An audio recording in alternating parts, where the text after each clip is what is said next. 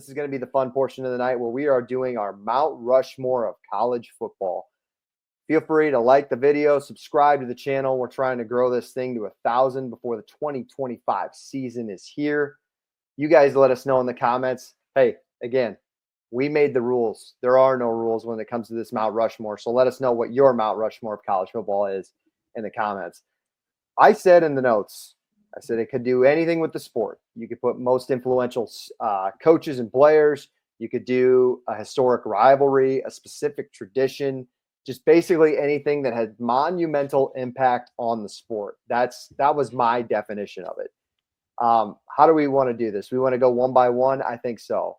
So, Justin, you want to lead us off tonight? Give us your first Thomas Jefferson of your Mount Rushmore college football. Are we doing one item at a time or four picks? Because I don't know how much overlap there'll be. I think just one after the other. So Justin will go, then back to you, Jordan, and then I'll go, and we'll see if we have similarities. Okay. So Justin. Okay. So I'm just giving one pick right now.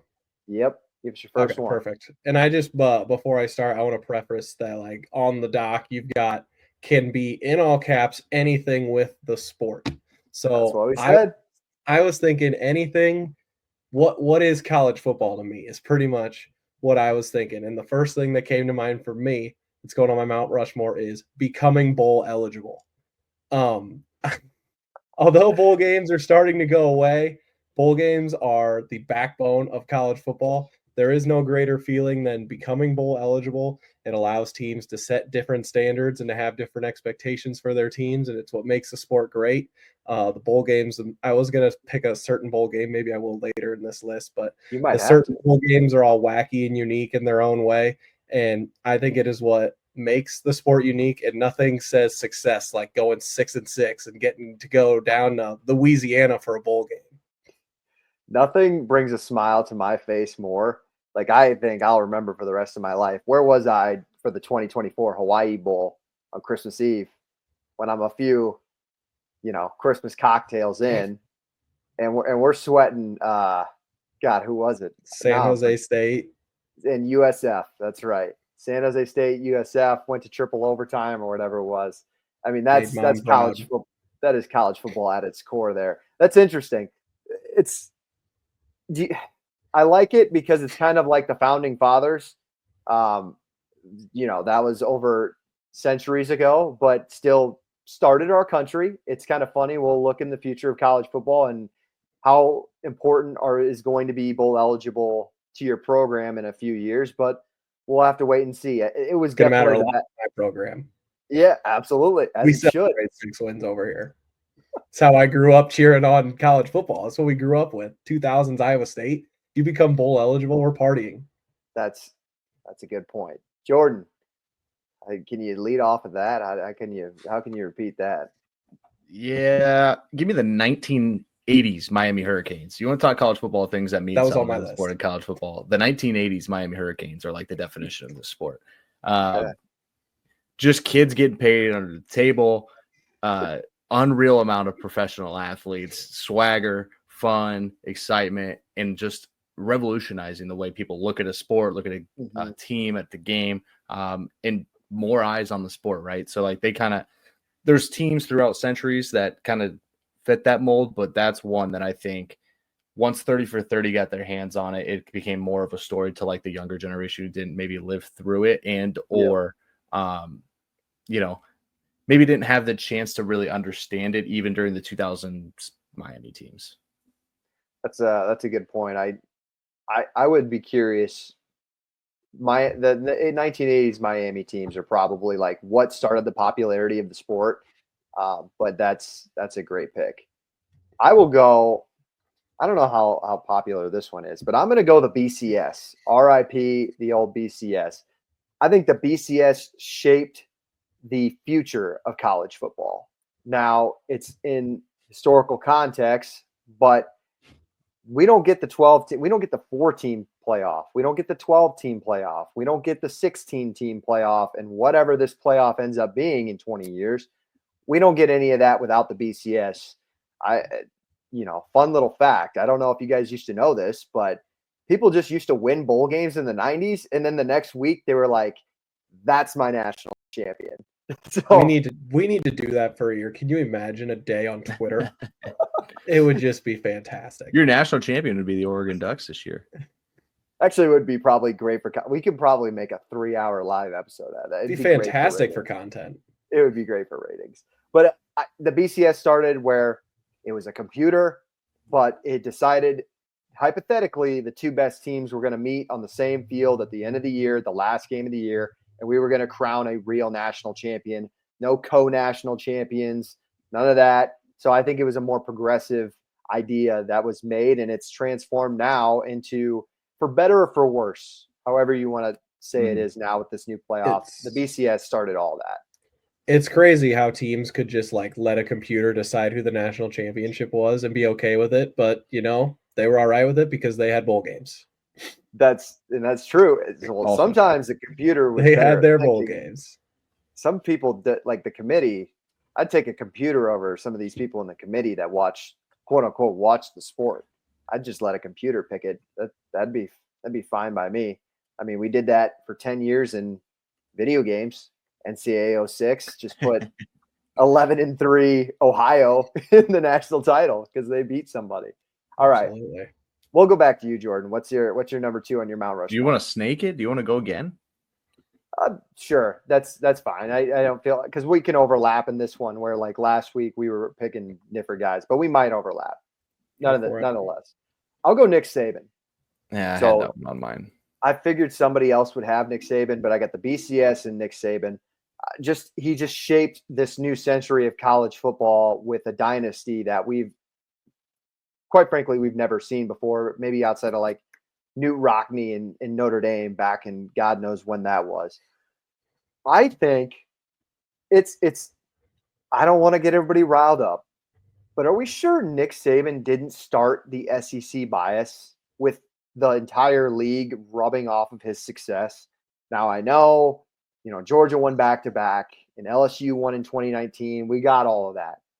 But there was always different national champions we used to have all the time. Florida State, we had Auburn, we had Ohio State, we had USC, if you want to go that far. Like, it didn't always used to be SEC after SEC.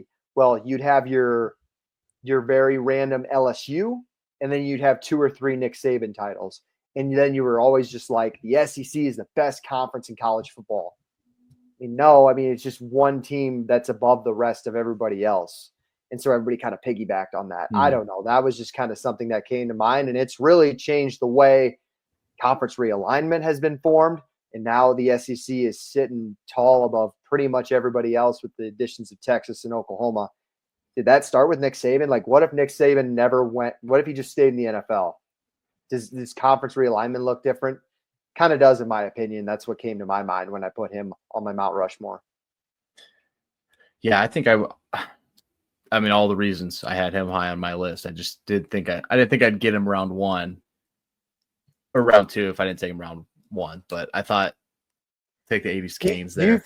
Do you agree? Do you think there's some narrative that has to do with like his success and how there's a lot of keep up, right? Now? Just keep it up with the Joneses, down there. You had to find a way to, put money into your program to even remain relevant in the conference in some ways. And it's kind of like that in a lot of sports. Like once somebody takes off, a lot of money will flow in just to compete because people get sick of losing, right? Or sick of hearing people win or whatever the reason may be. But he took it a whole different direction from my understanding that Tuscaloosa was dealing with a lot of booster issues and a lot of people who had no business having their nose in a football program had their nose in a football program. And he came in and said, nope, my way or the highway. And they let him do his thing. And they were rewarded for it. He definitely helped them get their stuff together, but the SEC was still pumping out NFL players and had a lot of really good history and a lot of really good teams. Absolutely. And after Nick Saban. I agree. Just makes you think. Yeah, Jordan, let's go to. I'll let you think about it because that will. I have mine. Okay. No, I don't want it. I want to. Oh, you're going to go different. Yeah, I don't want to double dip. All right. There's multiple things on here that I think I could go with, and I think I can give it one of these at a later date or later round. So I'm going to do that. How about just conference realignment. Can you tell the story of college football without conference realignment? And it stinks that we're talking about it because I feel like we've been talking about it nonstop for the last 2 years after having a pretty good break in a lot of ways. But you can't tell the story of college football without, Iowa moving to the Big Ten, Iowa State in the Big Eight. You got to talk about the disbandment of the Southwest Conference. You got to talk about the Pac-12 and its most recent demise. You got to talk about teams moving from the Big East to the ACC or independence into the Big Ten or all this different stuff. It's consistently moving and shaping the sport. But the sport at its core was a regional sport, and it just has changed and it's changed and it's changed. But you can't really tell a story of a school, a program, a conference, or the sport as a whole without talking about conference realignment, for better or worse.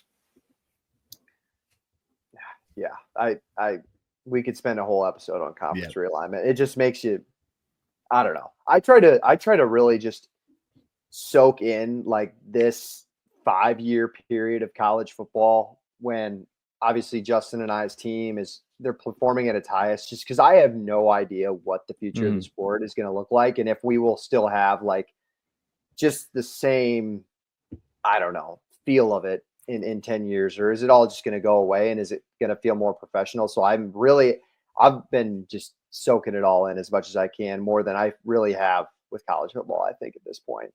So that's a good one. Justin. Yeah. Can we get a highlight on what GA's last one was? It's not my pick, but I feel like that just I'm mad at myself that I didn't pick that. I was saving it for the end. That was going to be my honorable mention, but we'll throw that up there. If you're listening to us on podcast, GA throws in the comments, as he always does with his good insight. The 2007 season, the epitome of just let the games happen, man. Yeah, the epitome of what's the word that NFL uses parody? All the time? Thank you. The epitome of parody is the 2007 season, where anybody could beat anybody on any given field, and if you were a top 2 team, it was the worst time to be a top 2 team. And you had USF up there in the top 5. You had Kansas playing Missouri as a top 5 matchup, just like stuff you really like almost felt fictional. And that really, really happened. So good pull there, GA. Justin. Yeah, I'm astounded I didn't come up with that one myself. Good pick, GA. Well, going off the back of what Jordan just picked, it's funny that you picked that one before me because my pick's going to be the Southwestern Conference as a whole. Okay. Southwestern Conference. The Southwestern Conference. Okay. I wanted to pick that one because it was the start of conference realignment when it disbanded in 96. And I think it was just the epitome of what college football was at that time, having the regional sport, having all of their teams except one being located in Texas, basically just thriving off of old rivalries, regionality, and hate towards each other. Basically before conference realignment, before things fell apart for college football. I just feel like that's some of the stuff that the sport is missing nowadays. And it's just some of the stuff that made college football great and defined it as what it was. I think you did there. Yeah. My question is, missing E. You guys answer this for me. They're able to make a whole conference out of essentially one state. Do you think that college football in 20 years could be seen as like baseball is now, where all we do is kind of live on the glory days? Like, obviously 2 different sports. Yeah. I think football will always be like, are we going to just I can see it. I'm not saying it's going to happen, but I could see it being man, maybe really had it figured out over there. It was pretty sick. We talk about the 2007 season. We talk about the Southwest Conference. We talk about all this stuff, and it's like, God, is that all we're going to have as a sport in 20 years, where we just talk about how fun the regional rivalries used to be and stuff? I really hope not. All right, Justin, we'll just go back to you then. Give us your third one. All right, let's look here. My next pick is going to be Lee Corso's headgear. It's gonna be my third pick. I don't think you could tell if you were to start a documentary just talking college football, I think in the first 2 minutes you could almost start the documentary with Lee Corso making his first pick on College Game Day and throwing on the headgear. You've got college game day and all that encompasses and the excitement that it brings to fans. You've got the headgear, bringing in the mascots, showing off the team logos and all that, and just doing it for as long as he does. It's tied into the video games. It's tied into everything that the sport is. And you could just tell with the last couple of years with Corso's decline and him not being on the show as much, it just doesn't really feel like the same. It doesn't have that nostalgic feel. And it's just one of those first things that I think of that I love growing up with college football. We're trying to hold on to that so bad. And I love Corso and I love the essence of it. And like we grew up with it, right? So we never want it to go away. But it's doing it for like 30 years. Yeah. Have you seen that meme of like it's a very skinny, frail cow and this farmer's trying to squeeze all the milk he's got left out of it? That's like game day with Lee Corso and the headgear. Like they're just trying to now Corso just gets on the stage for the headgear and that's it. That's what people tune in for. What it again? It's got it's the biggest game of the week, and who cares what his pick's about? But it's something to get behind, and it gets people excited. Absolutely. All right, I love that pick. Good pick, Justin. JP, number 3. I think that's a lot of positivity out of your guys' picks. I'm now realizing that conference realignment, once it goes on a graphic, is going to look like negativity or like I like psychotic things. No, it's all right. I'm just thinking you can't tell. I'm thinking Mount Rushmore, like tell the story of college football. Okay. And you need these things, right? Sure. I'm going to go. I had in-state rivalries specifically. I think I'm just going to do rivalries, right? Like, what are your guys' thoughts? Like, what's the smarter move? Because I'm thinking in-state rivalries because it's probably how a lot of it started. You got to go rivalries because I think it's rivalries because then you're like, I was trying to think Michigan, like Ohio State. You're pushing out Notre Dame, Miami. I'm just thinking like how like a lot of Georgia, this probably Florida. started was in-state stuff, right? Like your Virginia Techs, your Montana State, Iowa State, Oklahoma State. All the Texas schools obviously don't dislike or don't like each other. The Florida schools, but then I think bigger picture because now I get if I'm going to the FCS level, I get South Dakota State, North Dakota State, and then I get Iowa, Nebraska. It's a newer rivalry in the essence of it not being played as much, but I get third Saturday in October, I get Michigan, Ohio State. I think, can you really tell the story of college football without the true hatred that people have for other schools? Like, and the real pride that people have and just the bragging rights they want. That's the essence behind a lot of the scandals in the sport. It's why people want to consistently win and, spend all this money. It's why things are changing. The schools are wanting more money. It's all coming back to beating that whoever's across from you. In a lot of cases, the person you hate the most or the school you hate the most, right? It's like you have to have that one. We talk about this Ryan Day stuff like, oh, they got to be Michigan, or they're going to fire him. You can't tell me they don't mean anything anymore because people are willing to fire a guy who just won a national title over, 3 straight losses. So I think rivalries here is a good pick because, I mean, I get pumped for the Brawl of the Wild and everybody gets pumped for random rivalries. We had a comment about the backyard brawl. Tell a story of college football without the backyard brawl. It'd be hard to do. Yeah, no, that's. I'm glad you said that. That's a great pick. It's funny because we all have NFL teams, but like Jordan, you're a Broncos fan, and obviously your rivalries with the Chiefs a little bit. You hate the Chiefs, but it's more so the people idea, around you, right? Now take that times a million 100%. When you live with all Iowa State fans in the state or Nebraska fans, like. If I lived with more as a Colts fan, if I had more Titans fans around me, maybe I would think the rivalry is a little more intense, but like you don't live with these everyday people most of the time. That's why these NFL cities love their rivalries so much, but that's it. So great point there. I love that pick. Justin, were you going to say something? No, I mean, rivalries are critical to the sport, and it had something to do with like me picking the Southwest Conference because all those teams are in the same state, basically have a rivalry with every single team in your conference. And the more we lose the regionality, we're losing a lot of these rivalries, although some of the rivalries are still intact and they're obviously going to build more. No bedlam. It's that history that builds the animosity and builds the rivalry. And just like losing Bedlam, like it kills me, like being part of the Big 12. I'm not even an Oklahoma or an Oklahoma State fan, but if we're willing to just get rid of games like that, like we're going to lose the sport as a whole. Yep. Absolutely. Yeah. Hey, nobody's yelling really about Oklahoma not being like, oh, well, we got to put Oklahoma State back on the schedule. but I got attacked for having Iowa State on the schedule. Don't worry. Just a brand difference. Oh, Jordan. There's something to that. It's a college football show. We don't talk. I'm a little salty. I'm still a little salty about that. Nebraska fans, like you'd have thought they got fucking Texans, Patriots, Chiefs every weekend on their fucking schedule. This is what makes rivalries great. This is great. That's exactly right, Justin. Well, it's funny because, like I said, they don't have to play Tennessee, but why don't they play one of their quote unquote rivals every year? They have. Oklahoma, I mean, Colorado. They do the same thing Iowa does. They go grab Oklahoma. They go grab Colorado.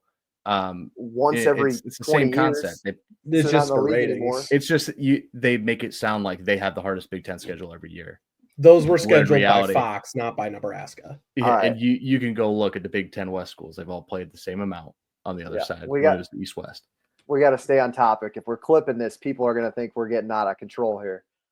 I'll stay with Nebraska's rivalry, though. I'm going to put Ralphie on my Mount Rushmore, and you're like, why just Ralphie? Just Ralphie running.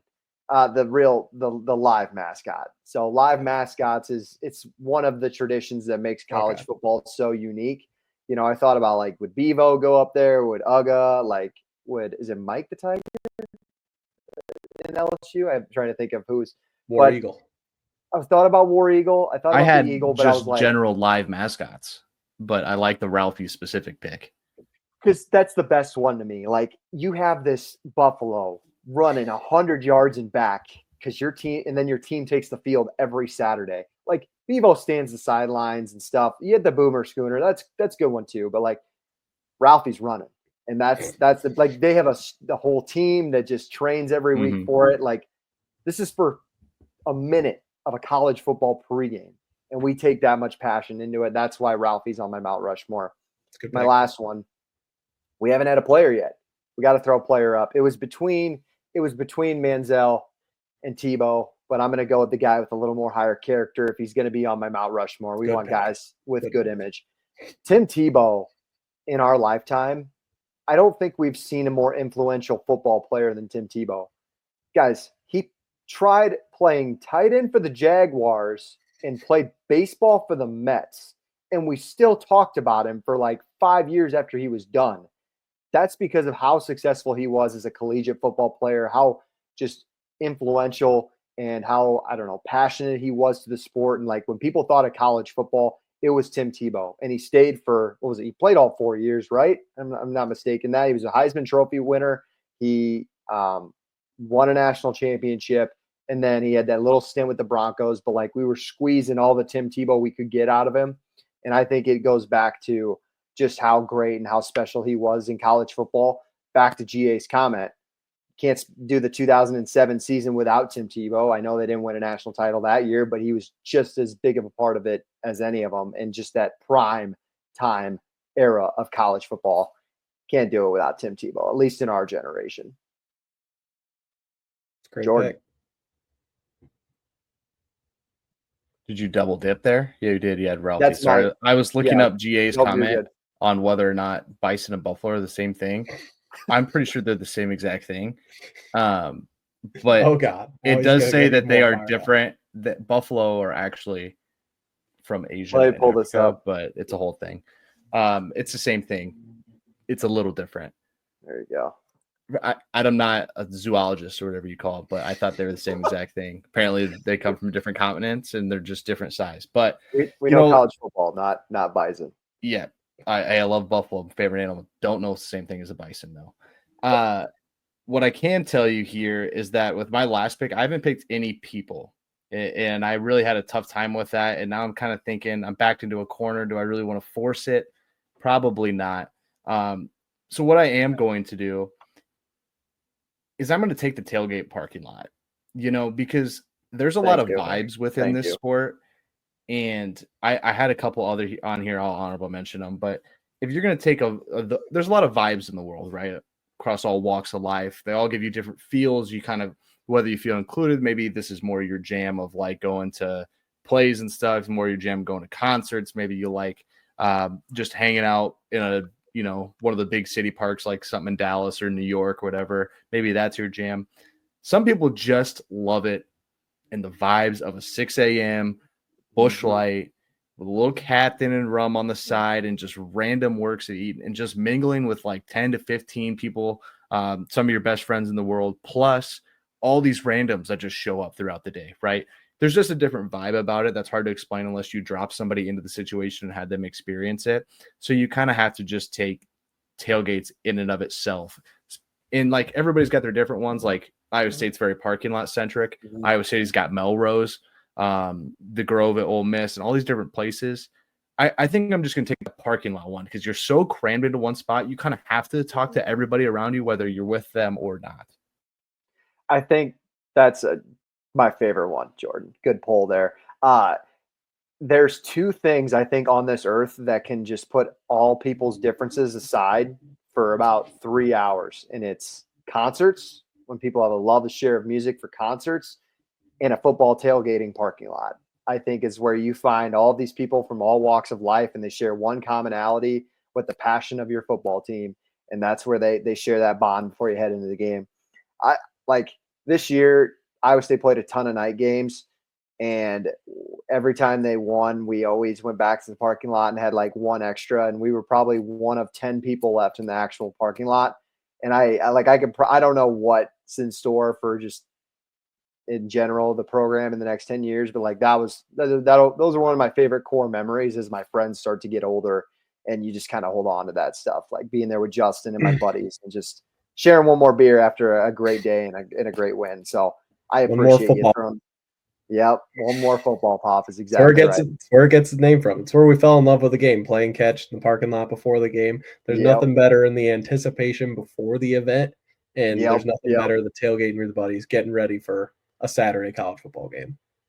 All right, Justin, you got the last one. Can you top the best pick so far? I'm going to give it to Jordan.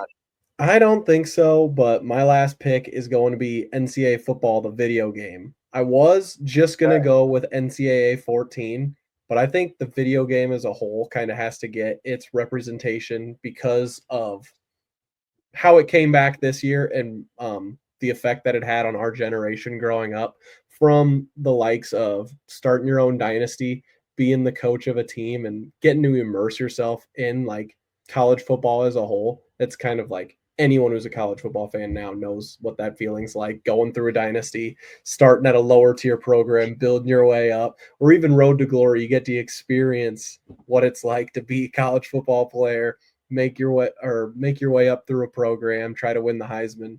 And just the fact that NCAA 14 had on us as a culture with video games and the people who love the sport, that game just became so nostalgic for a lot of us. And even like in the last 2 years, people were still playing it religiously. You get together with your friends, you get to bond over old college football teams, and it's just something that you can interact with at any point in time, even when the season's not going on. So I feel like that video game's got to get a reference here.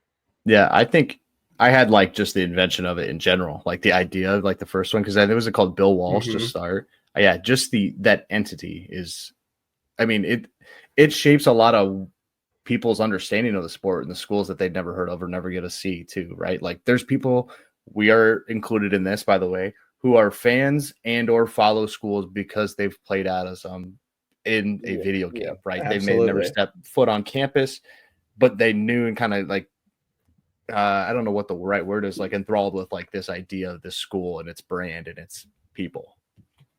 I've got a buddy who follows like pretty much every Texas State football game they've got, because in NCAA 14 they were the worst team, so that was his team on there, and he would try to make a dynasty every single year to try to win a national championship. And now they've gained a fan of that school. So it's just the cool stuff like that that's really helped build the camaraderie of fans. Absolutely. I feel like.